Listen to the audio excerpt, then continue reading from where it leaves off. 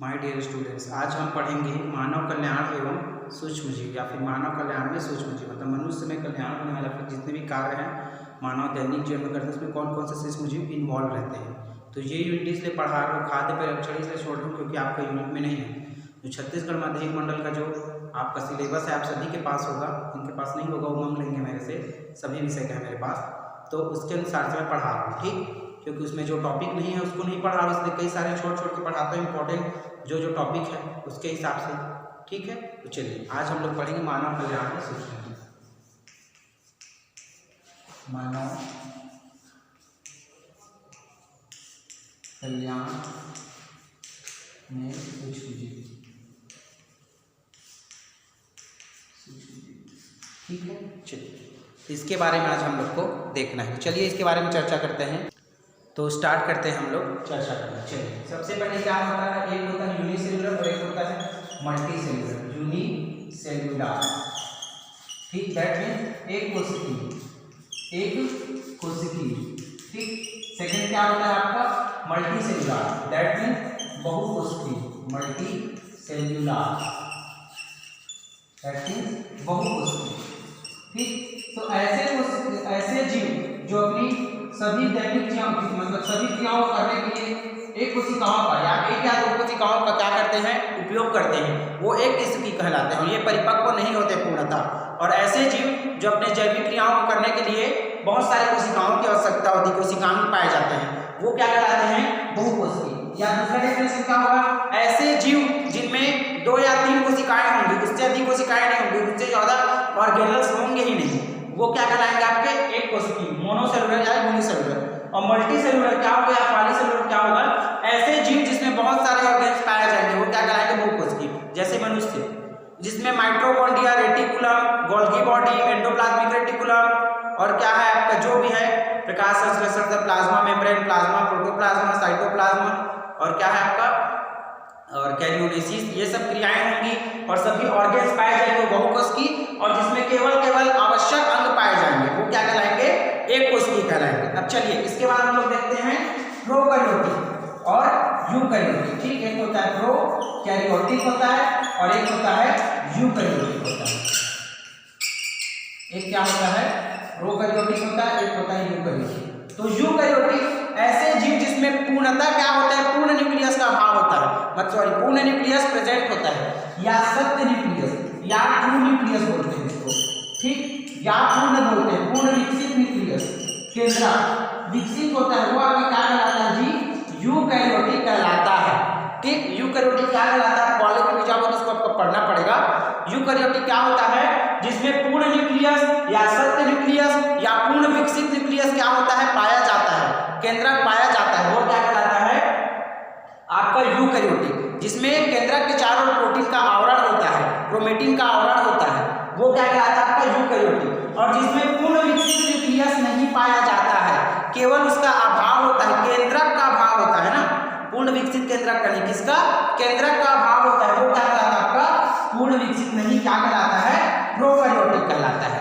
आया समझ में, ये थोड़ा सा मतलब ज्यादातर विकसित नहीं होते, वो प्रोकैरियोटिक आते हैं। जैसे इसमें याद रखो पौधों को लिया जाता है, मोनेरा जगत के जीव, मोनेरा जगत के जीवों को लिया जाता है, इसको मोनेरा जगत के जीव।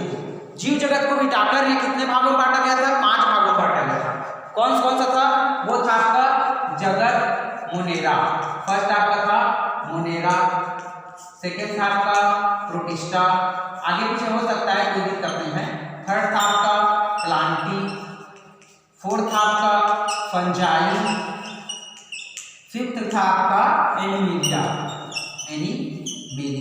तो प्रोटिस्टा में क्या है आपके जो प्रोटोजोन्स जो जीव हैं, अमीबा, पैरामीशियम, यूग्लिना, ये सब किस में ऐड होते हैं, आपके प्रोटिस्टा में ऐड होते हैं, ठीक। और प्लांटी में क्या है, जितने भी प्लांट है, यूकैरियोटिक प्लांट या बहुकोशिकीय प्लांट या विषमकोशिक प्लांट या सजीवी प्लांट, वो सब किसमें आते हैं, प्लांटी में। फंजाई में क्या है, जितने भी आपके कवक है, फंगस है, जैसे एस्परजिलस नाइगर हो गया और माइकोराइजा हो गया, ये भी प्रकार के कवक है, फंगस है, ये सब क्या, ब्रेड माउथ, राइजोपस, ये सब आपका क्या है, फंगस है।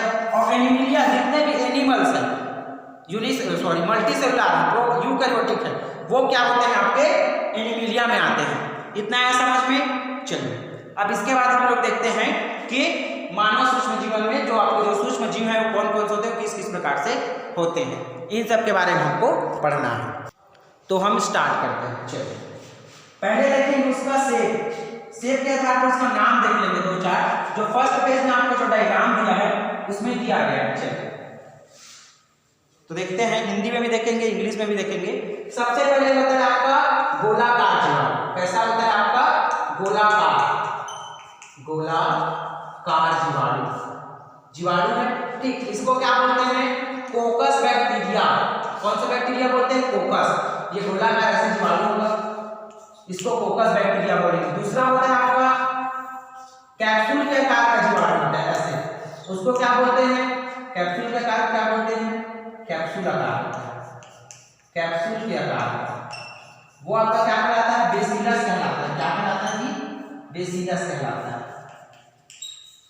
बेसिलस कहलाता है, ठीक, बेसिलस कहलाता है। फिर आपका होता है कॉमाकार जीवाणु होता है, कॉमा के आकार का। कॉमा लिखते हैं ना, जो कॉमा ऐसे लिखते हैं ऐसे कॉमा, इस प्रकार के जीवाणु वो क्या कहलाता है, कॉमाकार। इसको क्या बोलते हैं हम लोग, विब्रियो बोलते हैं, विब्रियो। आप लोग बीमारी वाले पढ़े होंगे, रोग वाले में विब्रियो कॉलेरा हैजा के कारण होता है, तो उसमें कौन सा जीवाणु होता है, विब्रियो प्रकार का जीवाणु होता है। फिर आपका होता है ये ऐसे सर्पिलाकार, इसको बोलते हैं सर्पिला बोलते हैं, सर्पिलाकार हिंदी में। और ये क्या होता है, स्पाइरुलम कहलाता है, स्पाइरुलम।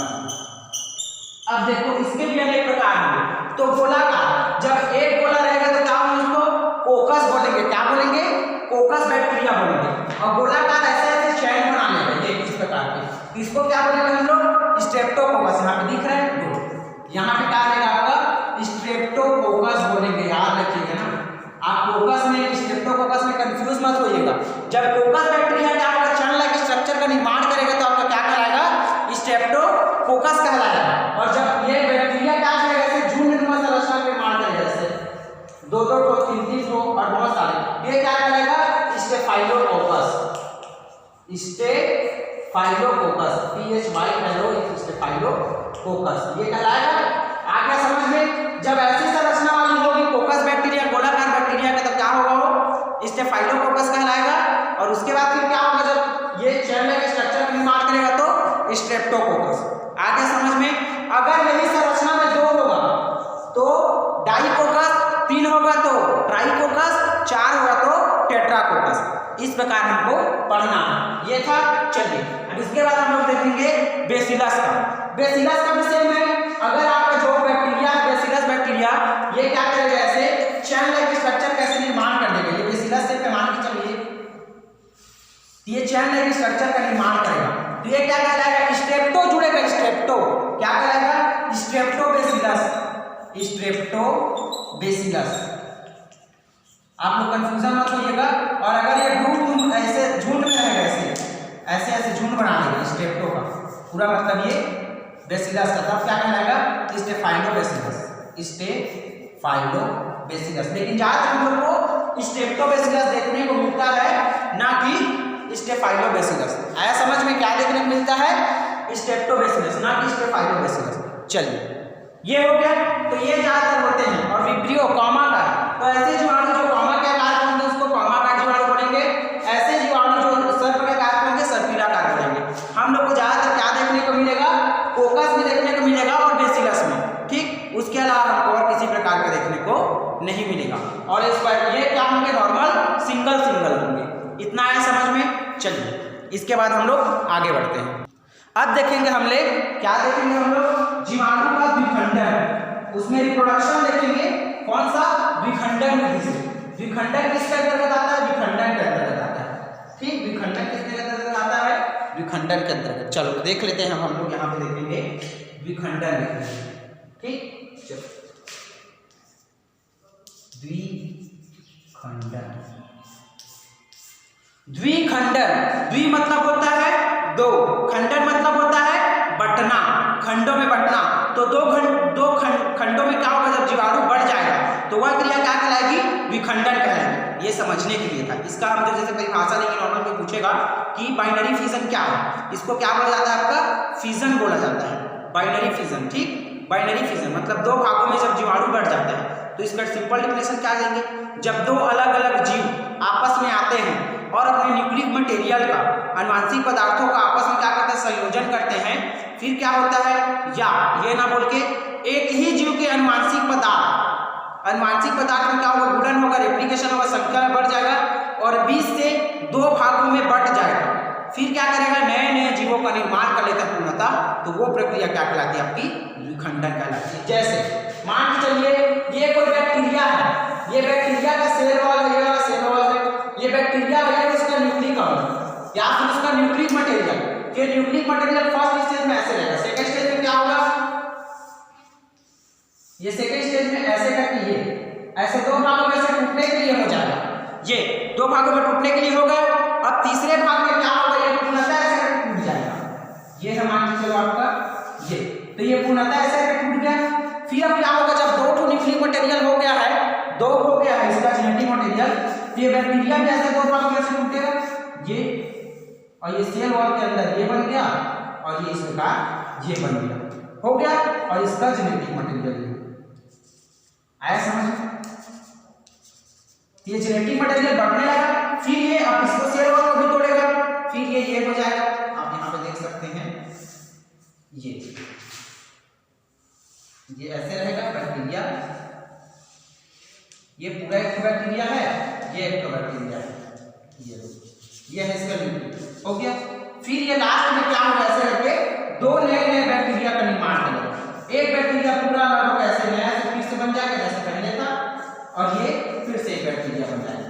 तो ये प्रोसेस क्या कहलाती है, आपकी द्विखंडन कहलाती है। क्या कहलाती है, द्विखंडन। तो प्रजनन की वह विधि बैक्टीरिया या जीवाणुओं में या जीवों में, ठीक, जीवाणुओं में प्रजनन की वह विधि जिसमें क्या होता है, न्यूक्लिक अम्ल क्या होता है, पहले न्यूक्लिक अम्ल में रेप्लिकेशन होता है, संख्या में बढ़ने लगता है, ठीक, या फिर न्यूक्लिक अम्ल क्या होता है, विघटन होता है, और दो समान क्या होता है, अनुवांशिक पदार्थ का निर्माण होता है। फिर अनुवांशिक पदार्थ का केंद्रीय है न्यूक्लियर मटेरियल, कैरियोकाइनेसिस, ये जो विभाजन होता है इसको कैरियोकाइनेसिस कहते हैं, कैरियोकाइनेसिस। पहले केंद्रिका का विभाजन होगा यहाँ पे, फिर जेनेटिक मटेरियल का विभाजन होगा, फिर दो अलग अलग जेनेटिक मटेरियल्स के मतलब पूरे कोशिका का विभाजन करेंगे, फिर आखिरी में सेल वॉल का विभाजन होने के बाद दो अलग अलग क्या होंगे, नए जीव बन जाएंगे।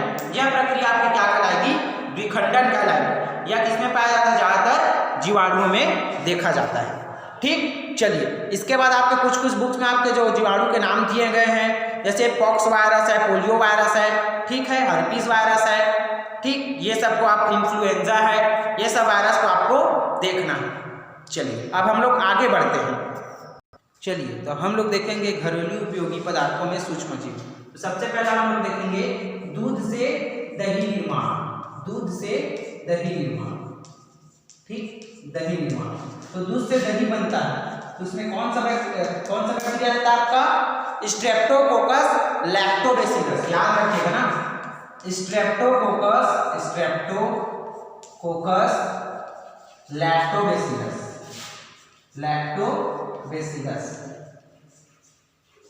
लैक्टोबैसिलस क्या रहता है आपका, स्ट्रेप्टोकोकस लैक्टोबैसिलस, भूलिएगा मत, स्ट्रेप्टोकोकस लैक्टोबैसिलस किसमें रहता है, दूध से दही निर्माण। अब दही से मक्खन प्राप्त करेंगे, दही से मक्खन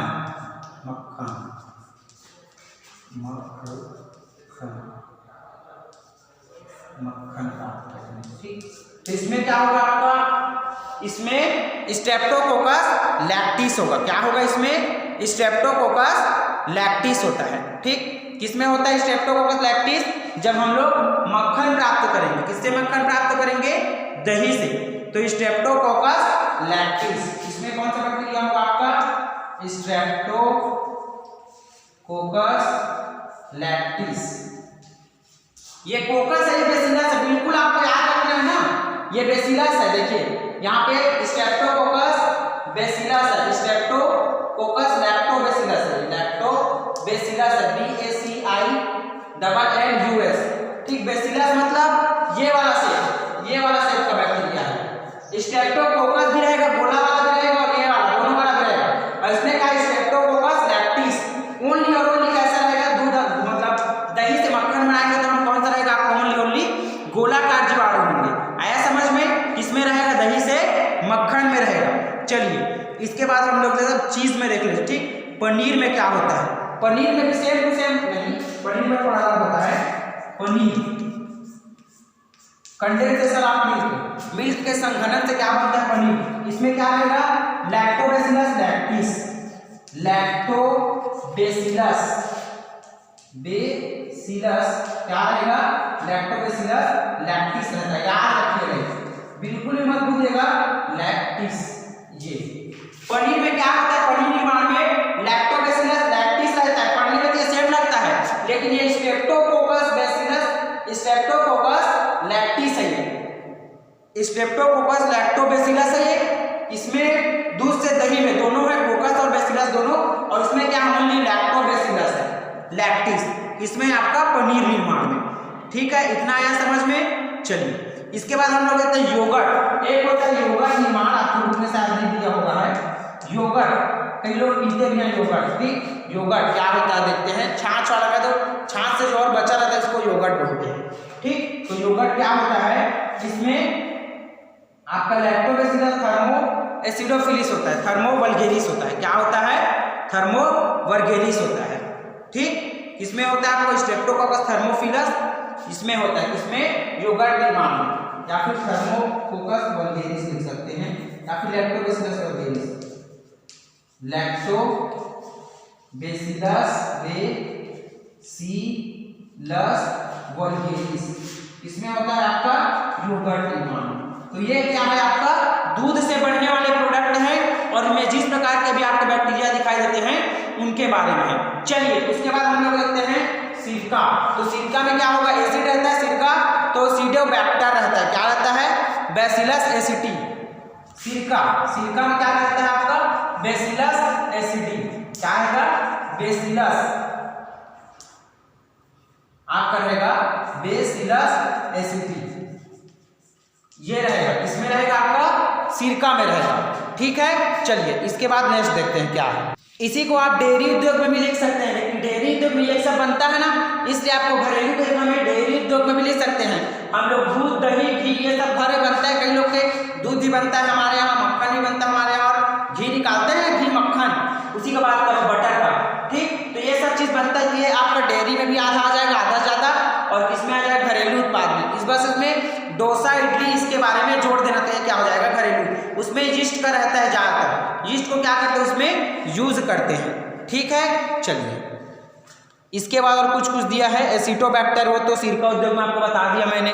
सिरका उद्योग रहेगा, अन्य उद्योग है, अन्य उद्योगों में आएगा, ये किसमें आएगा आपका, अन्य उद्योग में, अन्य उद्योग में ये सब चीजें आपकी आएंगी, ठीक। किसमें आएगी, अन्य उद्योगों में आएगी। ये सिरका उद्योग हो गया, और कुछ हो गया एल्कोहल उत्पादन में, तो मोलासेस रहेगा इसमें। एल्कोहल प्रोडक्शन में क्या आएगा आपका, एल्कोहल मोलासेस रहता है, एल्कोहल क्या रहता है आपका, मोलासेस रहता है एल्कोहल में, ठीक है। और क्या क्या रहता है, एसिटोब्यूटाइलियम होता है, क्लास्ट्रीडियम होता है, एल्कोहल में होगा आपका मोलासेस। मोलासेस तो नीचे आप लोग पढ़ोगे, मोलासेस रहेगा, और क्या है, क्लास्ट्रीडियम ब्यूटाइलिकम, क्लास्ट्रीडियम ब्यूटाइडियम मीडियम, ये सब आपका किसमें आएगा, अन्य उद्योग में आएगा, ठीक। एल्कोहल उत्पादन में, सिरका उद्योग में, ये सब बैक्टीरिया क्या होते हैं वहां पे यूज होते हैं, ठीक। बेकरी उद्योग में तो आपको पता है यीस्ट का यूज किया जाता है। बेकरी उद्योग में क्या होता है आपका, यीस्ट का यूज करते हैं, किसका यूज करते हैं हम लोग, यीस्ट का, ठीक। बेकरी उद्योग में बेकर्स फॉर्म होता है ना, यहाँ पे है, तो बेकरी उद्योग में क्या होता है आपका, यीस्ट का उपयोग करते हैं, यीस्ट इसमें सड़ाने का कार्य करता है यीस्ट, ठीक। ये फर्मेंटेशन करने का कार्य करता है, कौन करता है आपका, यीस्ट कार्य करता है, ठीक है। और चर्म उद्योग में दिया है तो और कई प्रकार के होते हैं। चाय निर्माण में दिया तो माइक्रोकोकस कैंडिडस, ठीक। चाय निर्माण में कौन सा होगा आपका, चाय के निर्माण में कौन सा बैक्टीरिया रहेगा, माइक्रोकोकस कैंडिडस, माइक्रोकोकस कैंडिडस, ये आपका किसमें रहेगा जी, कैंडिडस, ये किसमें रहेगा आपके चाय निर्माण में। तो ठीक है माय डियर स्टूडेंट्स, इतना आज के लिए, आज इतना ही रखते हैं। नेक्स्ट डे हम लोग नेक्स्ट टॉपिक पढ़ेंगे। और मैं बिल्कुल जो आपका छत्तीसगढ़ माध्यमिक शिक्षा मंडल का जो आपका सिलेबस है उसी के हिसाब से पढ़ा रहा हूँ, और ज़्यादा डीप से इसीलिए नहीं पढ़ा रहा हूँ क्योंकि उसमें जितना दिया गया है उतना ही पढ़ा रहा हूँ। ठीक है, तो आप लोग घर में रहिए, सेफ रहिए, और असाइनमेंट ला के लिख के आप जमा कर सकते हैं किसी भी टीचर के पास एक ही सब्जेक्ट का। यहाँ पे ऐसे विद्यालय का फिलहाल बंद है, तो आप जैसे मैं ही वीडियो बनाता हूँ तो मेरे पास ला के सभी चीज़ें का जमा कर सकते हैं। तब तक के लिए वंदे मातरम।